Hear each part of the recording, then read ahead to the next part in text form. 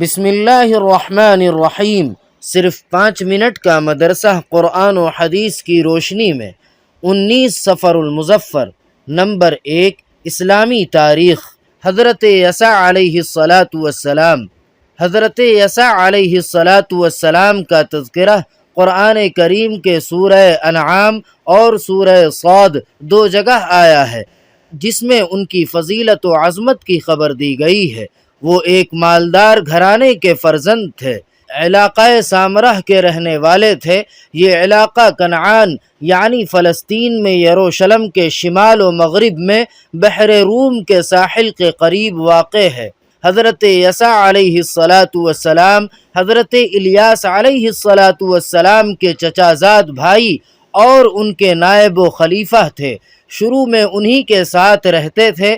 جب حضرت الیاس علیہ السلام کا انتقال ہوا تو اللہ تعالی نے بنی اسرائیل کی ہدایت و رہنمائی کے لیے ان کو نبی بنایا۔ وہ حضرت الیاس علیہ السلام ہی کی طرح قوم بنی اسرائیل کو تورات پر عمل کرنے کی ترغیب دیتے اور حق بات ماننے اور سیدھے راستے پر چلنے کا حکم دیا کرتے تھے، اور شرکیہ باتوں سے بچے رہنے کی تاکید کرتے تھے۔ نبوت کے ساتھ سیاسی سوجھ بوجھ اور جنگی تدبیروں سے بھی خوب واقف تھے۔ نمبر 2، اللہ تعالیٰ کی قدرت۔ پھلوں میں رس۔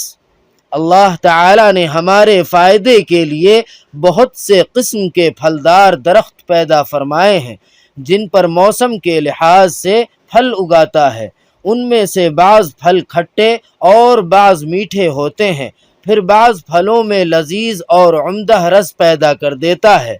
آم، سنترہ، موسمبی اور انگور جیسے پھلوں سے ہم مزیدار جوس نکال کر پیتے ہیں۔ آخر ان پھلوں میں عمدہ و لذیذ اور الگ الگ قسم کا رس کون پیدا کرتا ہے؟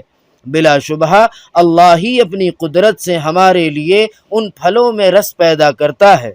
نمبر 3، ایک فرض کے بارے میں وصیت پوری کرنا۔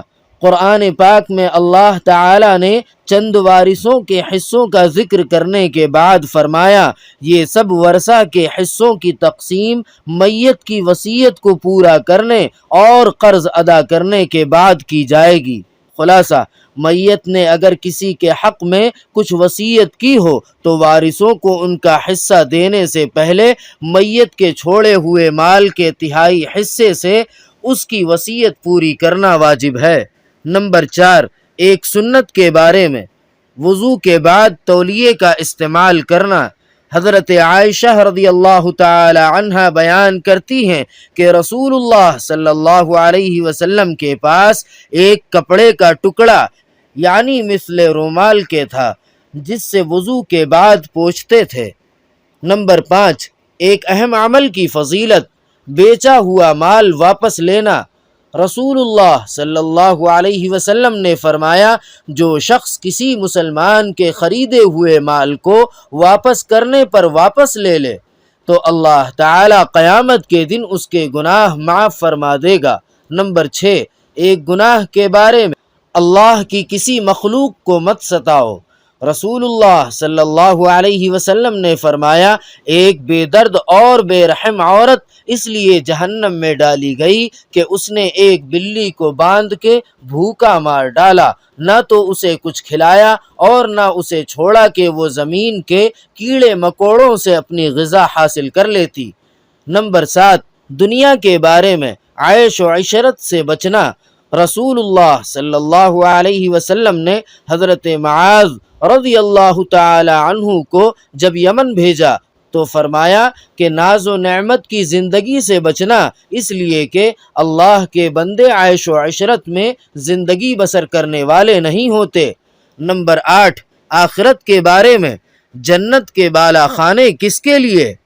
قرآن پاک میں اللہ تعالی فرماتا ہے، جو لوگ اپنے رب سے ڈرتے ہیں تو ان کے لیے جنت کے ایسے بالا خانے ہیں جن کے اوپر اور بالا خانے بنے ہوئے ہیں، ان کے نیچے نہریں جاری ہوں گی۔ اللہ تعالیٰ نے ان سے یہ وعدہ کیا ہے اور اللہ تعالیٰ وعدہ خلافی نہیں کرتا۔ نمبر 9، طب نبوی سے علاج۔ حلق کے کوے کا علاج۔ رسول اللہ صلی اللہ علیہ وسلم نے فرمایا، اپنی اولاد کو ہلاک نہ کرو۔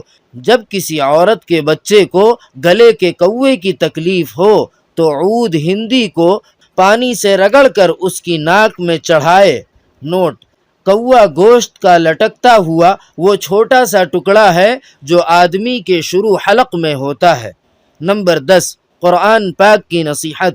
قرآن پاک میں اللہ تعالی فرماتا ہے، تم اللہ تعالی کا عہد پورا کیا کرو جب کہ تم اس کو اپنے ذمے کر لو، اور قسموں کو بھی پختہ کرنے کے بعد مت توڑا کرو۔ سبحان ربک رب العزت عما یصفون وسلام علی المرسلین والحمد للہ رب العالمین۔